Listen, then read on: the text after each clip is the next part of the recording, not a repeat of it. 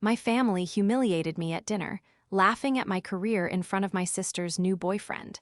They thought I was a failed joke, figuring things out. So I made one call, bought the historic estate my mother has obsessed over for years, and invited them to brunch, where I greeted them at the door holding their rejected loan application. This is where the story truly begins, and you won't want to miss what happens. Make sure you're subscribed to see it through to the end. We're always curious. Where in the world are you all watching from today? Let us know in the comments. The silence at the dinner table was so thick you could have sliced it with my mother's polished silver knives. It was a heavy, awkward, and deeply familiar quiet. My sister, Sarah, had just introduced her new boyfriend, Liam. He seemed nice enough, bright-eyed, polite, and clearly trying to make a good impression on a family that was, at its best, a minefield of passive aggression. I'd been nursing a migraine all day, a dull throb behind my right eye that had sharpened into a spike as the evening wore on. My parents' house was always overheated, stuffy with the scent of my mother's potpourri and the unspoken pressure to perform.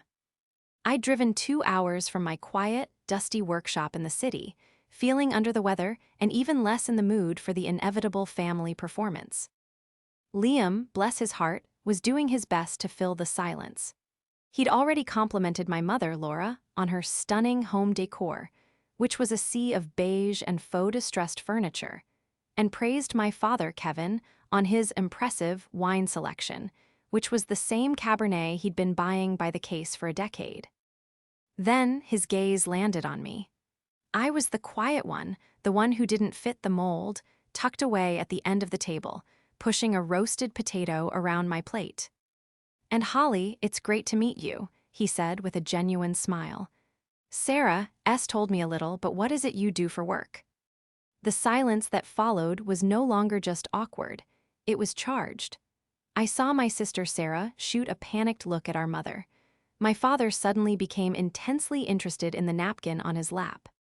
I cleared my throat, the migraine pulsing. "I'm a historic restoration architect. I specialize in..."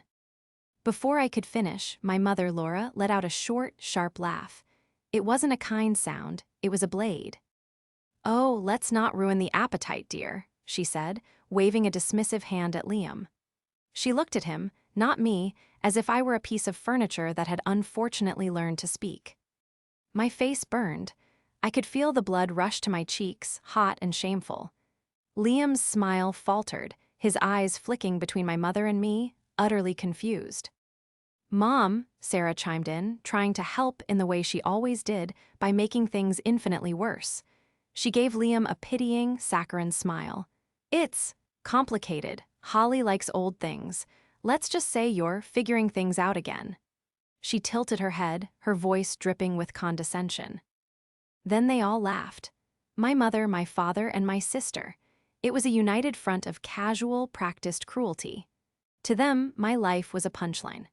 My highly specialized degree, my years of apprenticeship under the world's best restorationists, the quiet, multi-million-dollar projects I managed, all of it reduced to figuring things out. I didn't react. I didn't defend myself. I didn't burst into tears or throw my wine in her face, though I desperately wanted to. I just sat there, the migraine now a blinding white light behind my eyes. I picked up my fork, took a slow, deliberate bite of the overcooked potato, and chewed. I nodded, as if agreeing with their assessment. I said nothing. Across the table, Liam wasn't laughing. He was staring at me with a look of profound discomfort, a silent apology in his eyes. He was the only one who saw it for what it was, a public execution. My family, blinded by their own suburban arrogance, mistook my silence for defeat. They saw the quiet daughter, the failed artist, the oddball who played with old houses. They saw weakness. They had no idea what I was truly capable of. They had no idea what I was building. They had all, in their own ways, forgotten one very important thing. And in that moment, as I swallowed my food and my pride, I decided it was high time I reminded them. The betrayal, I realized, wasn't just the words they said. It was the years of quiet dismissal, the lifetime of being treated as less than. It was worse, in its own way, than any single, overt act of cruelty. The drive home was a blur of throbbing temples and hot, angry tears. The 2-hour trip back to my city apartment felt like an eternity. The moment I shut my front door, the facade of calm I'd maintained at the dinner table crumbled. I slid down the wall, my coat still on, and finally let myself cry. It wasn't just the humiliation, it was the exhaustion. The sheer, bone-deep weariness of never, ever being enough for them. My apartment was my sanctuary. It was a converted loft in a 19th century warehouse, all exposed brick and 20-foot ceilings, filled with salvaged architectural pieces. A Gothic archway I'd rescued from a demolished church, blueprints for my current projects laid out on a massive drafting table, and shelves overflowing with books on historical masonry and structural engineering. My family hated it. So drafty, my mother would sniff. And so industrial. My phone buzzed on the floor beside me. It was Sarah. I ignored it. It buzzed again, a text message. "Hey, are you mad? Mom was just joking. You know how she is. Liam thought you were nice, just quiet." I stared at the message, a fresh wave of anger washing over me. Just joking? The universal excuse for cruelty. My family had turned casual dismissal into an art form. I turned the phone over, screen down. The next morning, the migraine had subsided to a dull ache, but the sting of the night before remained. I was at my workshop, a massive, dusty, light-filled space I owned outright, reviewing a chemical analysis of 17th century mortar, when my mother called. "Holly, dear," she started, her voice unnervingly cheerful as if nothing had happened. "I need a favor." I paused, rubbing the bridge of my nose. "What is it, Mom?" "Well, you know your father, and I have been putting together our bid for the Hollingsworth estate." My blood ran cold. The Hollingsworth estate. It was her white whale. A sprawling, 150-year-old Victorian manor on the edge of the county, it was a masterpiece of Gothic revival architecture, and for the last year, the object of my mother's relentless ambition. "I know," I said carefully. "The bidding is closing soon, and we're just a little short on the liquid capital they're asking for. Your father, with his position at the bank, can only pull so many strings. We were thinking, since you don't really have any expenses, living in that little apartment." I almost laughed. My little apartment was worth more than their meticulously mortgaged suburban house. That you could co-sign on a bridge loan for us, just a small one, $500,000 maybe. It's just a formality, of course.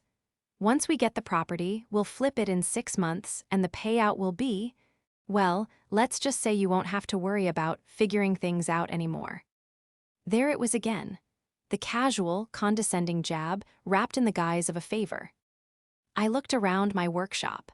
At the blueprints for the university library I was restoring. At the $300,000 laser scanning equipment in the corner. At the team of artisans milling wood in the next room. "Mom," I said, my voice quiet but cold, "I can't do that." The cheerfulness vanished from her voice. "What do you mean you can't? It's just a signature, Holly. Don't be difficult. This is important. This is for the family." "I'm not co-signing a loan for $500,000, Mom. I'm sorry." "Sorry? You'll be sorry when you're 50 and still playing in the dirt in that filthy warehouse. We are trying to build generational wealth, and you are just selfish. After everything we've done for you." She hung up. I stood in the silence of my workshop, the phone still in my hand. Selfish. The word echoed in the vast space. For years, I had believed them. I had let their definition of success, flashy cars, McMansions, public prestige, make me feel small.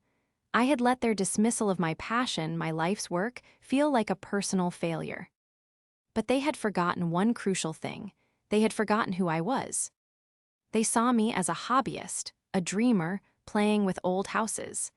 They had absolutely no idea about the world I actually moved in. They didn't know the architects, the historians, and the old money preservation committees I worked with. They didn't know the value of what I did. And as I looked at the ringing phone in my hand, now buzzing with an incoming call from my father, no doubt to apply more pressure, I felt something new. The hurt was still there, but it was crystallizing. It was hardening from a dull ache into a sharp, clear resolve. They thought I was the family failure. They thought I had nothing. It was time to show them exactly what playing in the dirt had built. To understand my mother, Laura, you have to understand the Hollingsworth estate. For her, it wasn't just a house. It was a throne. It was the ultimate symbol of arrival in the wealthy, appearance-obsessed world she so desperately craved to be the queen of. For the past year, it was all she'd talked about. She dreamed of opening it up, which was her code for gutting its irreplaceable historic interiors and filling it with the same beige, soulless decor that plagued her own home. She wanted to erase its history and turn it into a sterile, profitable flip. My devotion, on the other hand, had always been poured into my work, a field my family actively despised. I was the bee. Black sheep not because I was rebellious, but because I was quiet. While my sister, Sarah, was building a brand as a lifestyle influencer, posting sponsored content about teeth-whitening strips and fast fashion hauls, I was getting my hands dirty. I paid for my own master's degree in architectural preservation. I spent my 20s in Europe, apprenticing under masters, learning to restore crumbling frescoes in Italian villas and analyze the structural integrity of medieval cathedrals. When I returned home and started my own firm, my family was baffled. But who pays for that? My father, Kevin, would ask, his bank manager mind unable to compute a business model that wasn't based on quarterly profits and loan-to-value ratios. Governments, historical societies, universities, private collectors, I'd explain. People who want to save beautiful things. This only confused them more. My mother, in particular, was openly disdainful. Laura was a residential real estate agent in a mid-level suburban brokerage. Her entire professional life was built on quick sales and commission checks. To her, a building's only value was its square footage and its curb appeal. The idea of spending millions to save an old building instead of flipping it was, to her, laughably naive. It's a shame, really, I once overheard her telling her friends at a barbecue. Such a bright girl, and she chooses too well. It's like a charity, really. A very dusty, unprofitable charity. I never told them when I landed my first 7-figure contract. I never mentioned being flown to Kyoto for a consultation. I never showed them the magazine features in Architectural Digest or Preservation Today. What was the point? It wouldn't have mattered. In their eyes, I was Holly, the quiet disappointment, the girl figuring things out.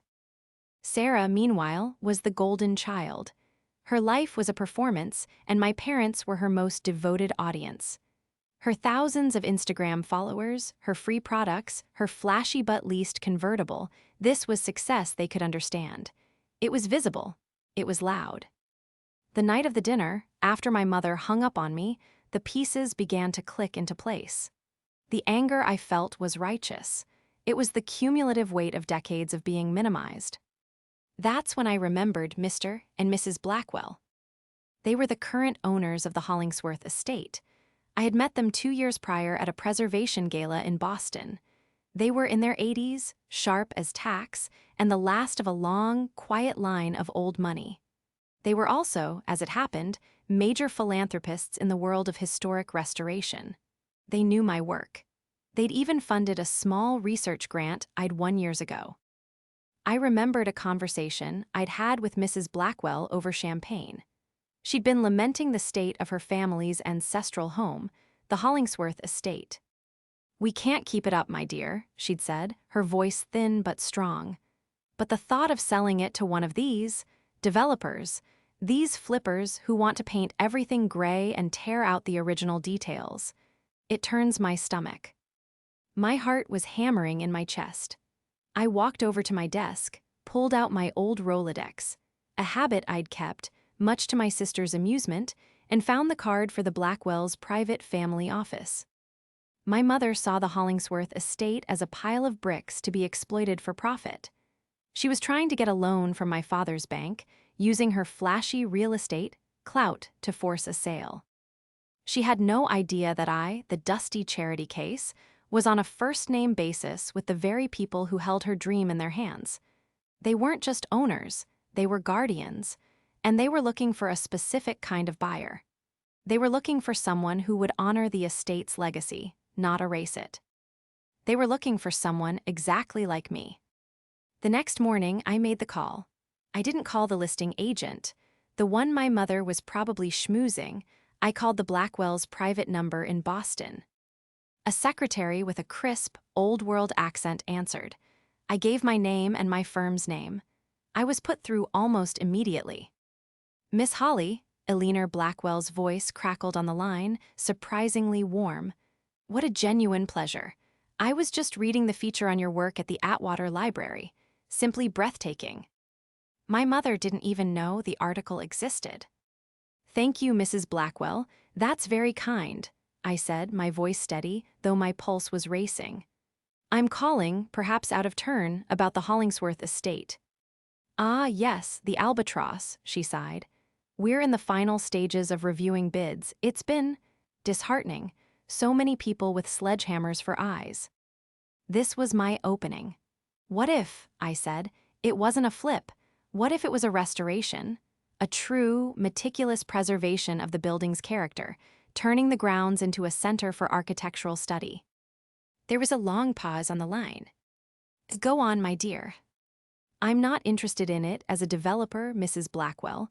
I'm interested in it as a restorationist. And as a home, I'd like to make a cash offer. The shift in her tone was immediate. It went from weary to energized. A cash offer? From you? Oh my, that changes things. George, I heard her call to her husband. Get in here, it's Holly the architect. We spoke for an hour. I laid out my vision for the estate, not a gut job, but a loving, painstaking return to its original 1880s glory.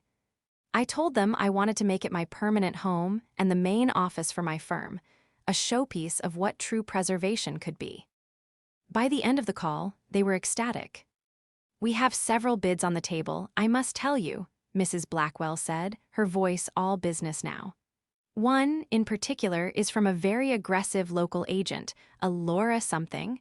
Frankly, her proposal was an insult. She wants to subdivide the land. My mother, of course. Our lawyer has been handling the bids, she continued. But a private, all-cash sale to someone with your credentials. Holly, this is the answer to our prayers. Can you have your financials to our attorney by end of day tomorrow? I can have them to him in the next hour, I replied. This was the clever trap my family had never seen. My perceived failure was my greatest weapon. Because I wasn't flashy, I was rich. Not influencer rich, with free vacations and a leased car. I was historic restoration rich. A quiet, substantial, seven-figure liquid assets rich that came from managing massive, multi-year, multi-million-dollar contracts for clients who valued discretion above all. My family saw my 10-year-old truck and assumed I was broke. They had no idea it was a conscious choice. I didn't invest in things. I invested in my business, my properties, and my craft. I spent the rest of the day with my lawyer and my accountant. We structured the offer. The $500,000 my mother had demanded for a loan, I wired it from my investment account as the non-refundable deposit. The rest of the multi-million-dollar purchase price would follow from my business accounts upon closing. My lawyer, a sharp man named David who had handled all my firm's contracts, raised an eyebrow as he reviewed the documents. The Hollingsworth estate? That's a big move, Holly. A personal one, too, isn't it? I seem to recall you mentioning your mother was in real estate in that area. She is, I said, signing the wire transfer authorization. She's very interested in this property. David smiled faintly. I see. Well, this should be straightforward. The Blackwells' attorney is already drawing up the papers. They're rejecting all other offers as of this afternoon. He then handed me a thin stack of papers. Speaking of other offers, he said, the Blackwells' attorney faxed this over as a professional courtesy. He thought you'd find it illuminating. It's the rejected bid from Laura and Kevin last name. I looked down. It was my parents' loan application, the one from my father's bank. The one they wanted me to co-sign. It was all there: their inflated income, their over-leveraged assets, and a laughably lowball offer that was contingent on 90% financing. Stamped across the front in red ink was one word: rejected.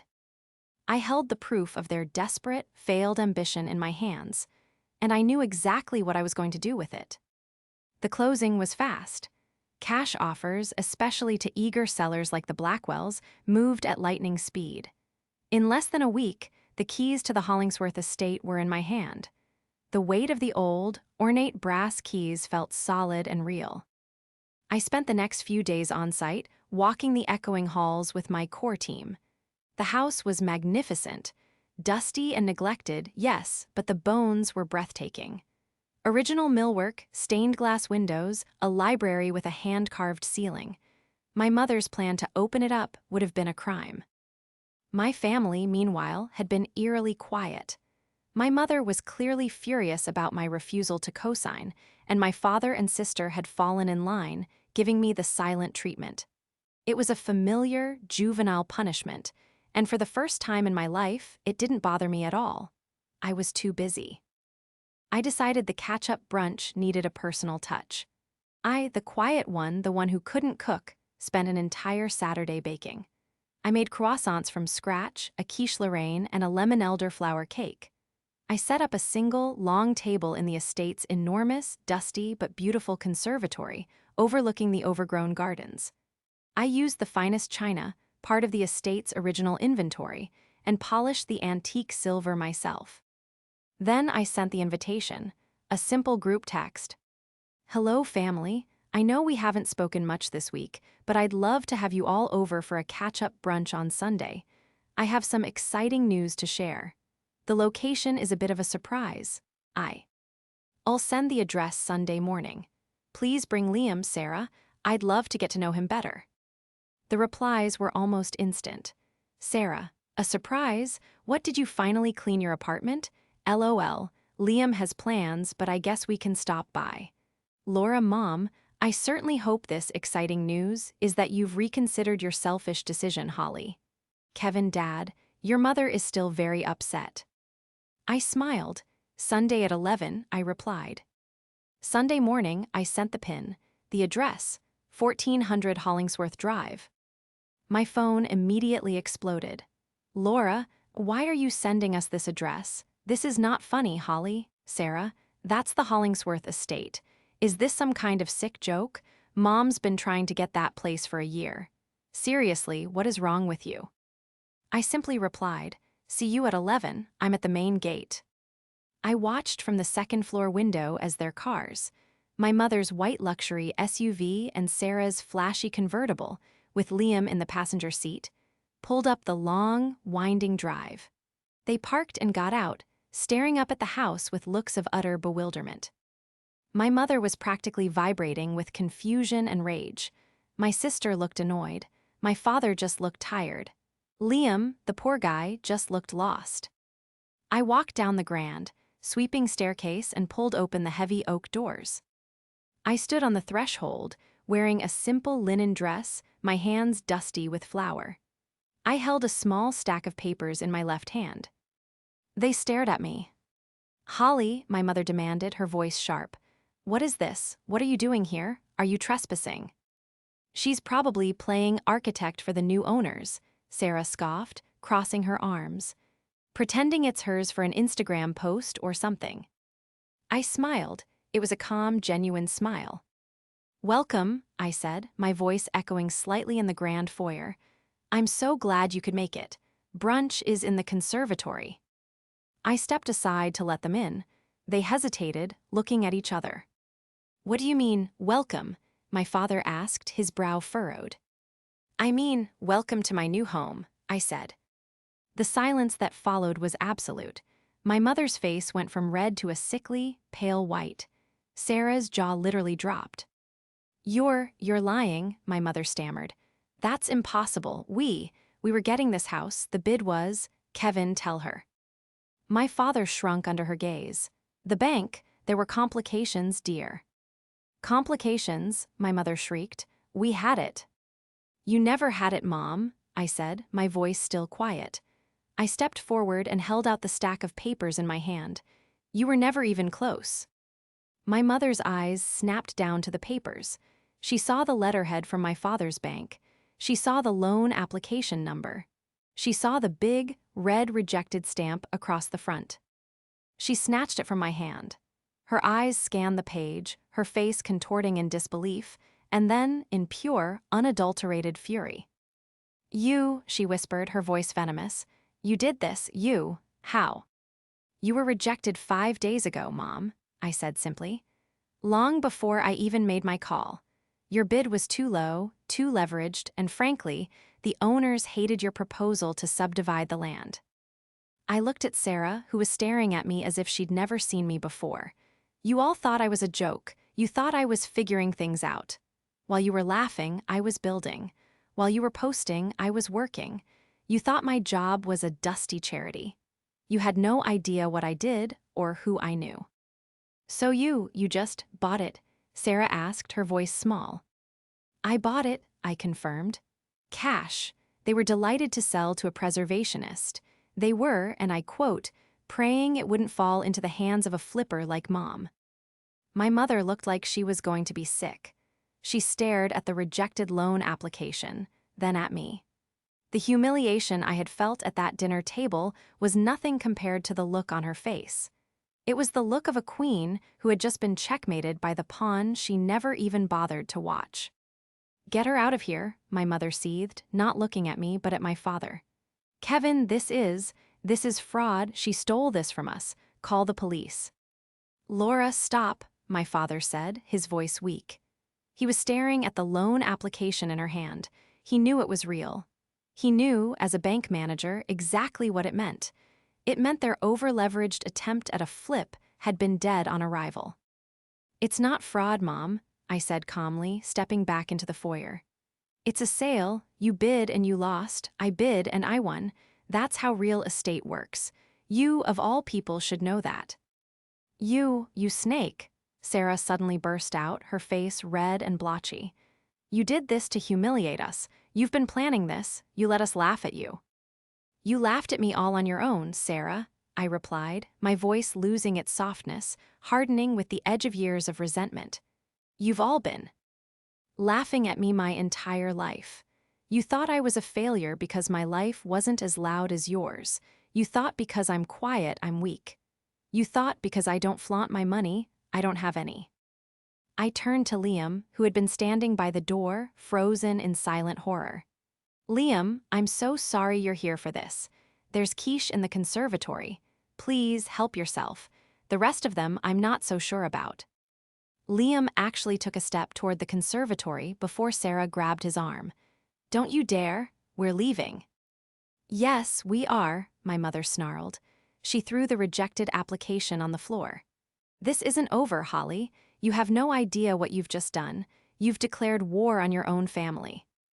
No, Mom, I said, picking up the papers. You declared war a long time ago.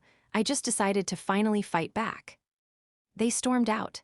Sarah dragged a bewildered Liam with her.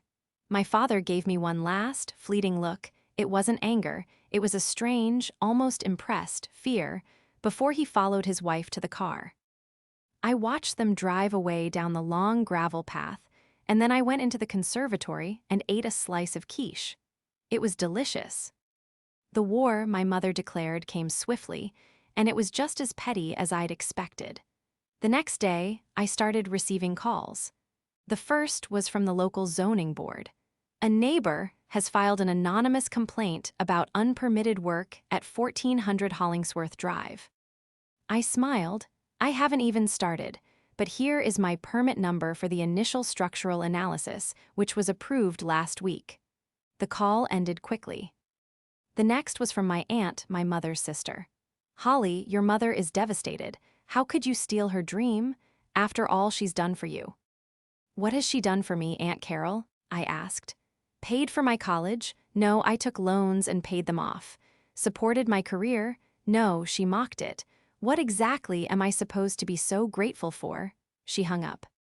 Then Sarah's attack. She posted a long, tearful Instagram story. It was a masterpiece of manipulation. Her, in black and white, looking fragile. The text overlay read, "Family is supposed to be your safe space.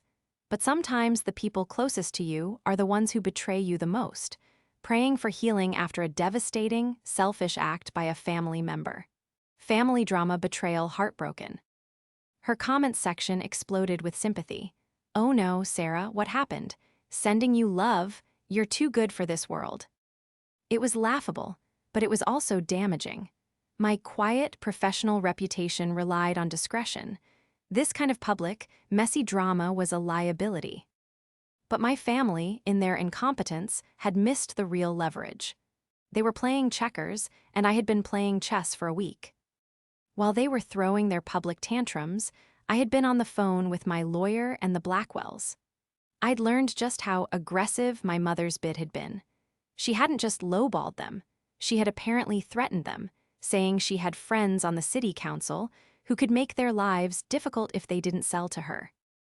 Furthermore, I had my lawyer pull the public records on my mother's recent sales. It was a fascinating read. He found a pattern. She would target elderly homeowners, befriend them, and convince them to sell to her development company, which was just an LLC in my father's name for far below market value. It was unethical, predatory, and borderline illegal. It was time for the second confrontation. I didn't call them. I sent one final, joint email to my mother, father, and sister. Subject: my final statement. Mom, Dad, Sarah.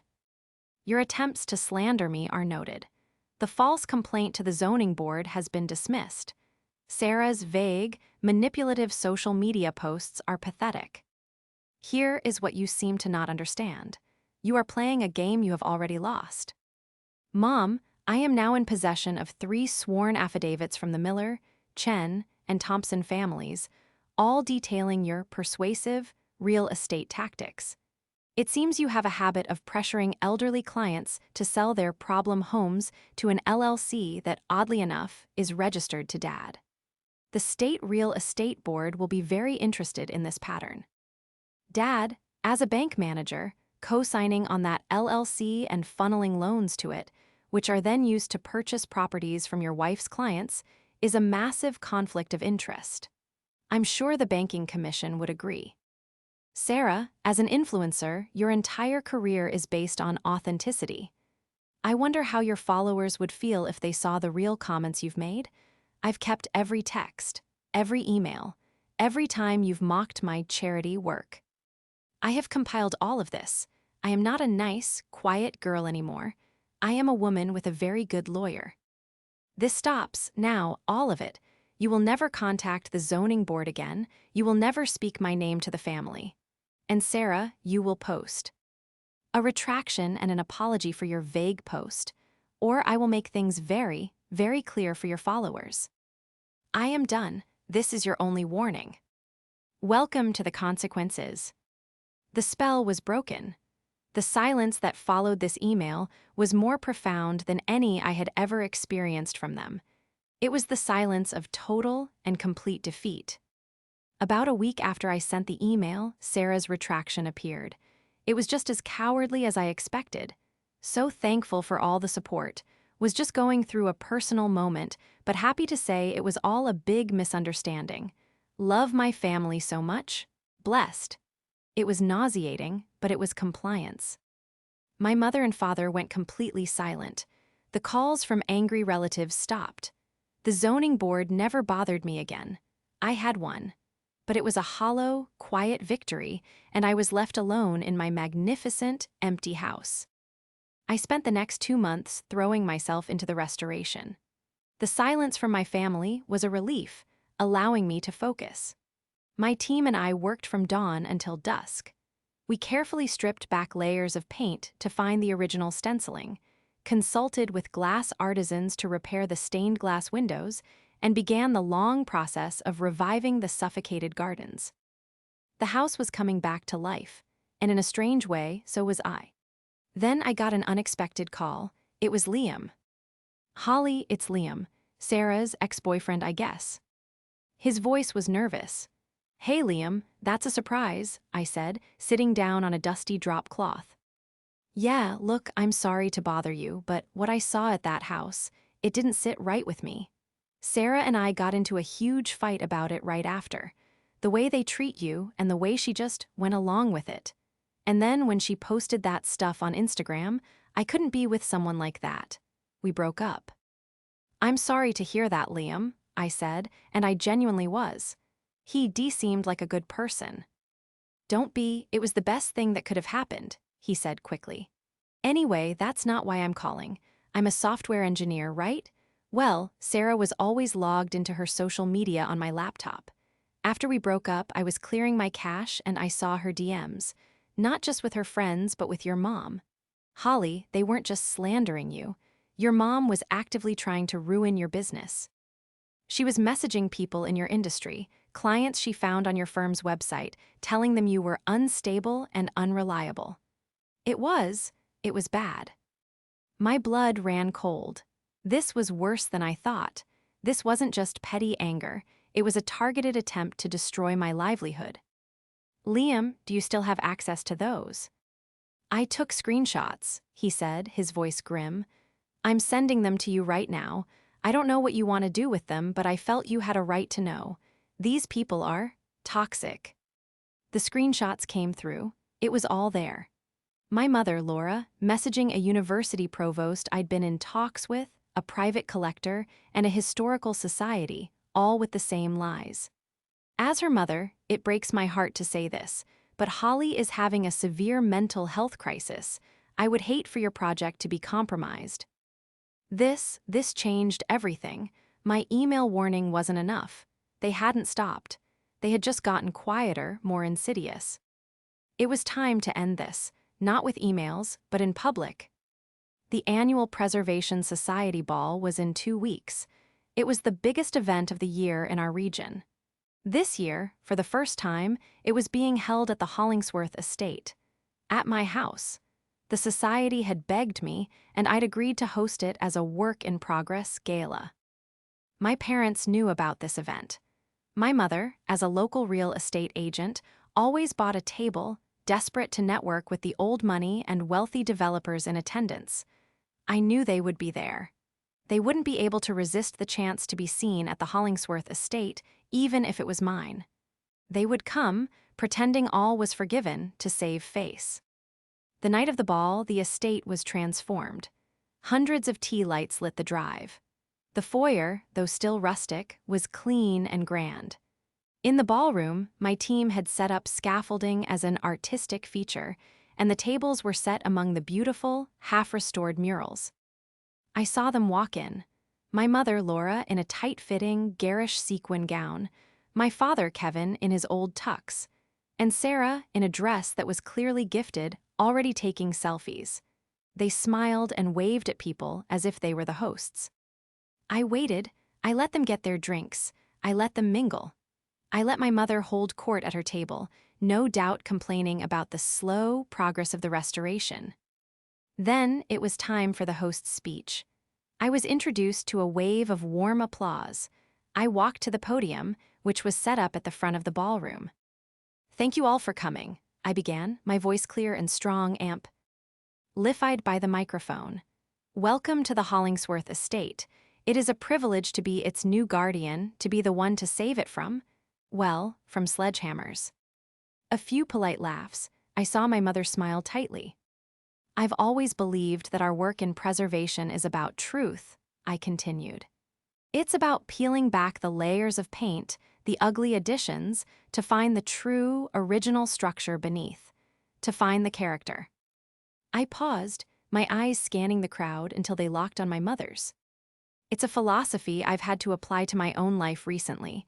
Many of you know my mother, Laura, a local real estate agent, and my sister, Sarah, a lifestyle influencer. I pointed them out. The spotlight obligingly swung to their table. They looked surprised but pleased by the attention. They have been so invested in my career, I said, my voice dripping with irony. So invested, in fact, that my mother has been personally messaging my clients, telling them I am mentally unstable and unfit for work. The room went completely silent. The only sound was a champagne flute shattering as it slipped from someone's hand. My mother's smile was frozen on her face, a grotesque mask. Sarah's face went white. She, along with my father, a manager at the local bank, were angry, I went on, my voice resonating with cold, hard clarity. Angry that I bought this house, the one they tried and failed to buy. Angry that the family failure turned out to be the only one with the resources to save it. And so, they decided that if they couldn't have the house, they would try to destroy my reputation. I held up my phone, connected to the projector. On the large screen behind me, Liam's screenshots appeared, my mother's DMs, her exact words. A severe mental health crisis. Unreliable. A collective gasp went through the room. People were turning in their seats, staring at my family. My mother was shaking her head, whispering, "No, no," but the proof was 50 feet high. "This is the real truth under the paint," I said. "This is the character of people who would rather destroy their own daughter's livelihood than admit she was successful. This is who they are." My mother stood up so fast her chair screeched and fell over. She pointed a shaking finger at me. You little." "Mrs. Last Name," a deep voice boomed. It was Mr. Abernathy, the head of the State Preservation Society and one of my biggest clients. He stood up, his face a mask of thunder. "I think you and your family should leave. Now." My mother looked around. She was surrounded by the very people she had spent her life trying to impress, and they were all looking at her with pure, unadulterated contempt. Sarah was already gone, having bolted for the door the second the screenshots appeared. My father, his face ashen, was pulling on my mother's arm. "Laura, we're going, now." My mother gave me one look. It was not anger. It was not sadness. It was the hollow, empty look of total annihilation. She had been publicly and completely exposed. She turned, and without another word, my father guided her stumbling, broken form out of the ballroom. In the silence, I took a deep breath. "Now," I said, my voice lighter. "If you'll all please follow me, I'd love to show you the original ceiling frescoes we've uncovered in the library." The applause that erupted was deafening. The downfall was as swift as it was total. The fallout from the preservation ball was catastrophic for my family, a social and professional atom bomb. By the next morning, the story was already circulating among the tight-knit community of old money and local business leaders. Mr. Abernathy, disgusted by my mother's actions, made a few calls. The provost of the university I was working with, who had been at the ball, personally called to apologize for ever doubting my professionalism and to reaffirm my contract, adding a bonus for emotional distress. For my mother, the consequences were direct. The State Real Estate Board, acting on an anonymous tip that included the affidavits from her elderly clients, opened a formal investigation. Her brokerage, which catered to high-end clients, fired her immediately to distance themselves from the scandal. Her aggressive tactics, once whispered about, were now public knowledge. She was a pariah. My father's bank, catching wind of the investigation into the LLC and the ethics violation of his wife's predatory practices, launched its own internal audit. Kevin was suspended, then quietly retired a few weeks later, his pension deeply compromised. They were forced to put their beige-filled house on the market to cover their legal fees. And Sarah, her brand evaporated overnight.